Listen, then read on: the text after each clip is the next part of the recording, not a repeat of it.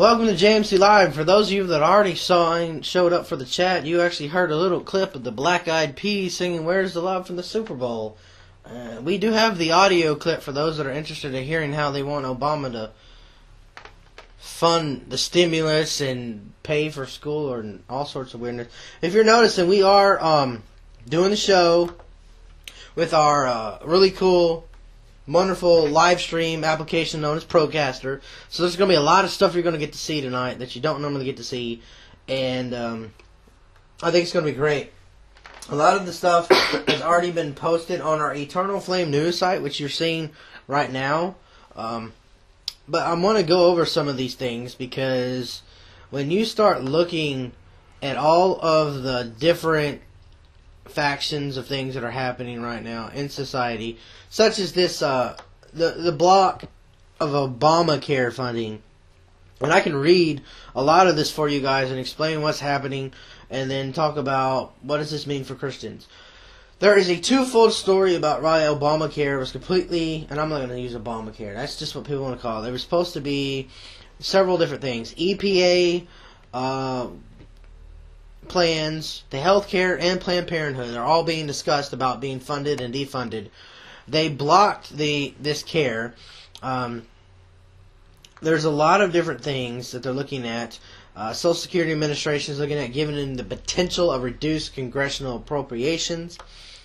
A lot of things are happening. And the reason why the bill is being shut down is there was just no work. Nobody wanted to do anything. And if you want to see the article where we're looking at, it was on the Blaze. And to see the rest of the article, it's right here on the Blaze's website. This interesting part I'm looking at is that current funds run out March 4th and temporary spending bill will be needed to avoid government shutdown. Now, this whole thing about a government shutdown and all this argument over what is happening and what is not happening, every year an economic plan is given on how to fund current programs. Sometimes this is done on a quarterly basis, yearly basis. Everything's checked.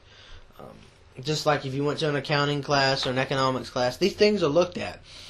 But how the information is translated is different between a Republican and a Democrat. The way that Democrats want to do right now is they want to get this big plan going. And then the next thing you know, they want to just cut all these things off because they're seeing what works, what doesn't. Republicans, they just want to just chop all these different pieces out and just go with something new. That's why when it comes to a bill such as this healthcare thing, if you don't want to work with the other party, you just have to completely get rid of it. And that's what happened. Too many, and this is what happens for a long time. People will say, well, President Bush did all these problems. Well, let's say the last two years of office, it was Democrats. They were the majority. And it doesn't matter if it's a Republican or Democrat in office. It's a majority vote.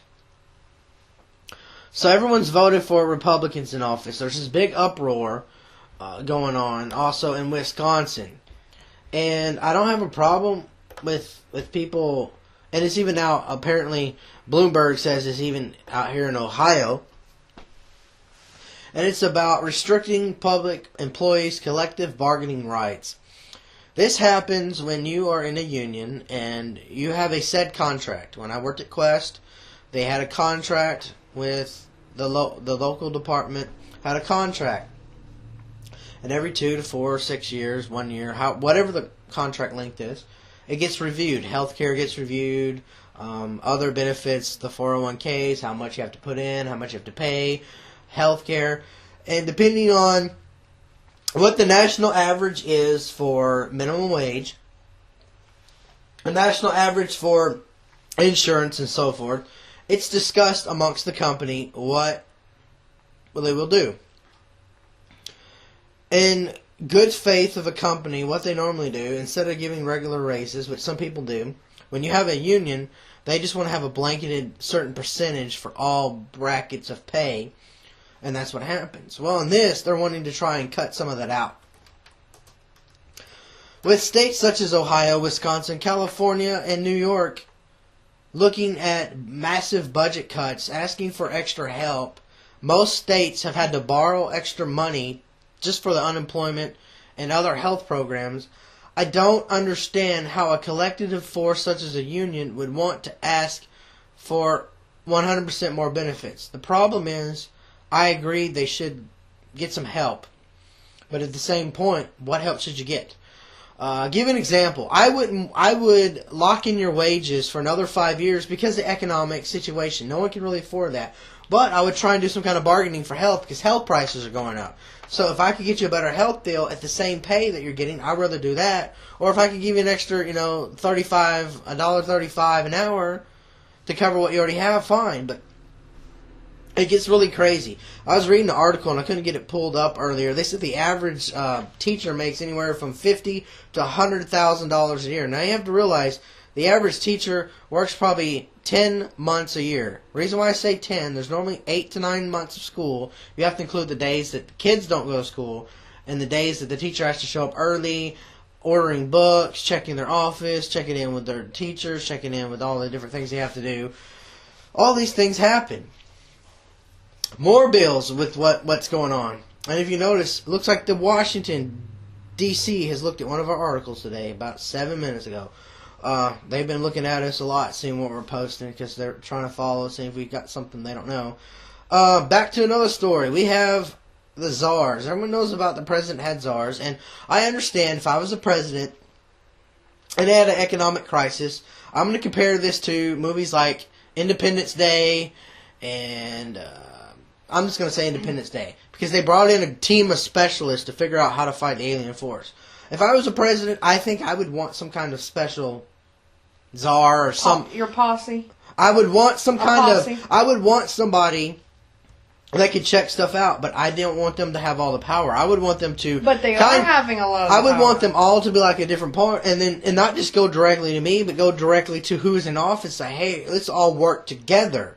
That's not happening. And the fear that is happening is they're not working together. They're saying, well, I'm the boss of you. You don't know what you're talking about, even though you've been here 5, 10, 15 years. I have more education than you. Here's some stats and figures that the average, person in office may or may not be able to read. For those of you wondering, taking accounting class, some of you know, about 1 to 5% of the American population can even read some of these stats that I'm reading today. And I'm looking across the board, and we have a surprise for you coming up later. Next month, hopefully, I will have in-house interview with a financial analyst who is a former CFO, and will explain to you the whole Obamacare, health, GDP, and all that. All the wonderful things that come into compass about finances and our debt, and how do you pay it off, and what do you do to fix things. We have another thing that's going on that we've been covering just about every show as possible. And that's the Middle East. And it's kind of strange. As a child, I never understood if there's the Middle East, where's the Upper East and where's the Lower East? I never understood that. They say... well, they're not exactly completely in the east. They're in the middle. They call themselves the East-West. I lived in the South, and then there was the Midwest. And I said, well, what's the difference between the Midwest and the Middle West? Isn't that the same thing? And I was told no, and told something very derogatory that I won't repeat that has to do with sand and everything else. But anyway, Egypt is allowing, and I knew this would probably happen, they're allowing Iran, and Iran's reason for working with Egypt is they want to protect Egypt because they're vulnerable. That's part of it. I understand. These guys want to work together. But ultimately, they have an angle. The Suez Canal can lead towards where warships could be a takeoff point.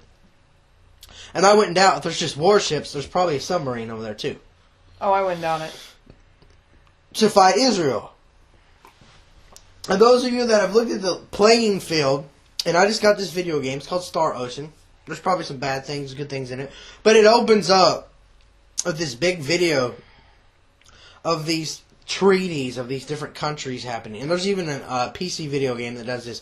How the Middle East is doing what it's doing now. And this is a game that came out a few years ago. Can't remember the name of it. And what happens is all these people just start, working like mad crazy at partnerships and doing different things, and it gets to some weird crazy point that people just don't understand. So here's what I'm going to say. Here's what we got. We all know this is happening in the Bible, and I'm not going to get too theological tonight on this because we're just covering this stuff, so you know that it's continuing on because too many people are in their own little world. We have so much stuff happening. If you look through the history of the world, whenever there's a major financial crisis, that's when people finally get angry enough to do something. They wait till the last minute.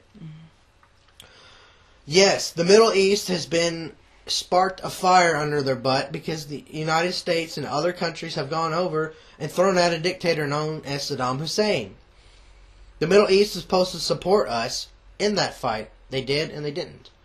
Now other people are getting rid of in other countries. We're making partnerships with Pakistan and Turkey and Egypt and Jordan and Sudan possibly and a few others that I won't mention because they're tired of having the same leader 10, 20, 40, 50 years. It's kind of logical, you know. If you can't convince the guy to change something, now the problem is, what is this change? We see in America, President Obama's thing was about change. I have no problem with change. But what kind of change do you put when you're in an environment where the whole government's completely abolished? You look at the history of America. Start with when we first got here and we fought Europe, specifically England. There were those Christians that wanted to stay with England because the Church of England was ruling all. There were those Christians that wanted to have more freedom and thought we should be able to be our own country. The argument has always been that England owned the United States. The other side of the argument is Spain and France owned it because when America was founded, they were the ones involved a lot more. Now we see, fast forward to the Civil War. You see that here in the United States, our Civil War. Similar things have happened in all countries. The one biggest difference that you'll see, that you won't see in these countries, is one key element. And that key element is this.